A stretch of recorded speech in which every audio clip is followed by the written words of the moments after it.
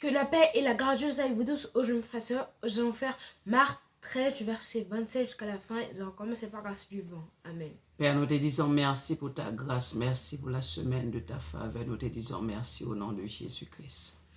Amen. Comme je dis avant de présent faire Marc 13, du verset 27 jusqu'à la fin. Nous allons commencer par grâce du vent. Amen. Amen. Alors il enverra les anges et il rassemblera les élus des 4 vents de l'extrémité de la terre. De l'extrémité de la terre et jusqu'à l'extrémité du ciel. Instruisez-vous par une comparaison tirée du figuier. Dès que ses branches deviennent tendres et que les feuilles poussent, vous savez que l'été est proche. De même, quand vous verrez ces choses arriver, sachez que le Fils de l'homme est proche, à la porte. Je vous le dis en vérité, en vérité, cette génération ne passera point que tout cela n'arrive. Le ciel et la terre passeront, mais mes paroles ne passeront point. Pour ce qui est du jour ou de l'heure, personne ne le sait, ni les anges dans le ciel, ni le Fils, mais le Père seul. Prenez garde, veillez et priez, car vous ne savez quand ce temps viendra. Il en sera comme d'un homme qui, partant pour un voyage, laisse sa maison, remet l'autorité à ses serviteurs, indique à chacun sa tâche et ordonne au portier de veiller. Veillez donc, car vous ne savez quand viendra le maître de la maison, ou le soir, ou au milieu de la nuit, ou au chant du coq, ou le matin. Craignez qu'il ne vous trouve endormi à son arrivée soudaine. Ce que je vous dis de le dire à tous, veillez. Amen. Par grâce du vivant. Alors il enverra les anges et il rassemblera les élus des 4 vents de l'extrémité de la terre jusqu'à l'extrémité du ciel. Instruisez-vous par une comparaison tirée du figuier. Dès que les branches deviennent tendres et que les feuilles poussent, vous savez que l'été est proche. De même, quand vous verrez ces choses arriver, sachez que le Fils de l'homme est proche à la porte. Je vous le dis en vérité, cette génération ne passera point que tout cela n'arrive. Le ciel et la terre passeront, mais mes paroles ne passeront point. Pour ce qui est du jour ou de l'heure, personne ne le sait, ni les anges dans le ciel, ni le Fils, mais le Père seul. Prenez garde, veillez et priez, car vous ne savez quand le temps viendra. Il en sera comme d'un homme qui, partant pour un voyage, laisse sa maison, remet l'autorité à ses serviteurs, indique à chacun sa tâche et ordonne au portier de veiller. Veillez donc, car vous ne savez quand viendra le maître de la maison, ou le soir, ou au milieu de la nuit, ou au chant du coq, ou le matin. Craignez qu'il ne vous trouve endormi à son arrivée soudaine. Ce que je vous le dis, je le dis à tous. Veillez. Amen. Par grâce du vivant. Gloire à Jésus. Alors il enverra les anges, et il rassemblera les élus de 4 vents, et de l'extrémité de la terre jusqu'à l'extrémité du ciel. Instruisez-vous par une comparaison tirée de figuier. Dès que ses branches deviennent tendres et que les feuilles poussent, vous savez que l'été est proche. Gloire à Jésus. De même, quand vous verrez des choses arriver, sachez que le Fils de l'homme est proche, à la porte. Je vous le dis en vérité, cette génération ne passera point et que tout cela n'arrive. Le ciel et la terre passeront, mais mes paroles ne passeront point. Pour ce qui est du jour ou de l'heure, personne ne le sait, ni les anges du ciel, ni le Fils, mais le Père seul. Prenez garde, veillez et priez, car vous ne savez quand ce temps viendra. Il en serait comme d'un homme qui, partant pour un voyage, laisse sa maison, remet l'autorité à ses serviteurs, indique à chacun sa tâche et ordonne au portier de veiller. Veillez donc, car vous ne savez quand viendra le maître de la maison, ou le soir, ou le milieu de la nuit, ou au chant des coqs, ou le matin. Craignez qu'il ne vous trouve endormi à son arrivée soudaine. Ce que je vous dis, je vous le dis à tous. Amen. Gloire Par à grâce Jésus. Alléluia. Comme on fait à chaque vidéo, c'est très important de méditer à la parole de Dieu, car si nous ne méditons pas, c'est lire la Bible vaguement et sans intérêt. Donc, ce que nous allons faire, lire la Bible avec intérêt. Gloire Amen. à Jésus. Amen. Alors il enverra les anges et il rassemblera les élus des 4 vents de l'extrémité de la terre jusqu'à l'extrémité du ciel. Alors il va prendre les élus avec les anges, il va rassembler les anges, il va prendre les élus de toute la terre, que ce soit aux extrémités ou au centre. Il va prendre les élus pour aller au ciel. Et du coup, voilà. Amen. Instruisez-vous par une comparaison tirée des figuiers. Dès que ces branches deviennent tendres et que les feuilles poussent, vous savez que l'été est proche.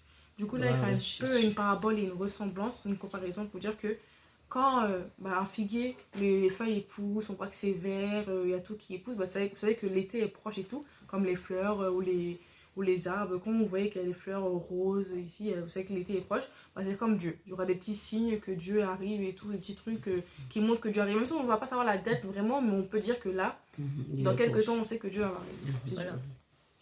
Voilà. De même, quand vous verrez ces choses arriver, sachez que le Fils de l'homme est proche à la porte.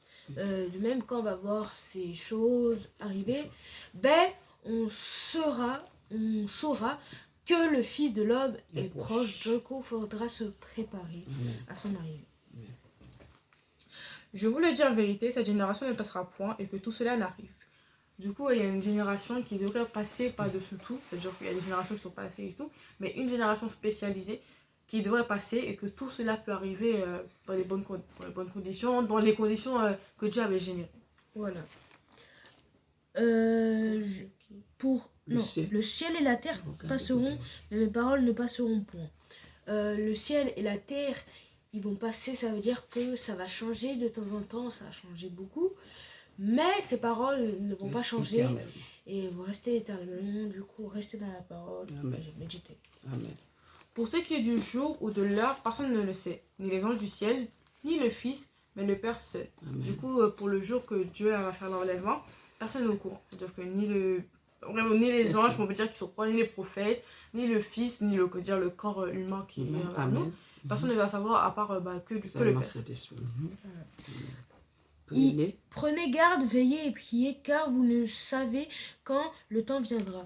On doit prendre garde et rester éveillé, parce qu'on ne sait pas quand le temps il va venir. Du coup, il faut rester en garde, en veille pour être sûr dans la parole. Amen. Il en sera comme d'un homme qui parte pour un voyage, laisse sa maison, remet l'autorité à ses serviteurs, indique à chacun sa tâche et ordonne aux portiers de veiller. Donc on peut voir la ressemblance entre cette parabole et nous. C'est-à-dire que Dieu a emmené Jésus, a dit que ce qu'on doit faire, comment on doit agir, comment on doit suivre la parole, comment on doit partager la parole à tous. Et que quand il revient, ils disent que oui, tu as fait ce que je t'ai demandé, c'est bien, tu es un bon serviteur, tu peux aller... voilà quoi. Donc les serviteurs, eux, s'ils ont bien travaillé dans la maison du maître et tout, à la fin, ils auront soit une récompense, soit être libre, soit... Ils ont un truc positif dans leur vie en fait. Donc il faut toujours faire ce que le maître demande. Amen. Veillez donc, car vous ne savez quand viendra le maître de la maison, ou le soir, ou au milieu de la nuit, au chant du coq, ou le matin. On doit veiller et rester éveillé comme le portier, parce qu'on ne sait pas quand le maître va revenir dans sa maison. Du coup, on ne sait pas si c'est le soir, le milieu de la nuit, le matin, l'après-midi, le midi, n'importe quand.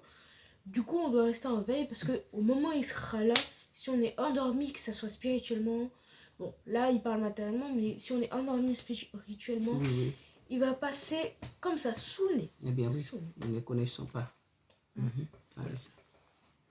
Craignez qu'il ne vous trouve endormi et à son arrivée soudaine. Du coup, ça veut dire, comme on l'avait dit, à tout moment, on ne fait pas ce qu'il demande, on est en train de faire des choses vaguement, soit des péchés, soit des calamités, soit des trucs qui ne sont pas demandés par Dieu, c'est-à-dire des choses qui sont contraires.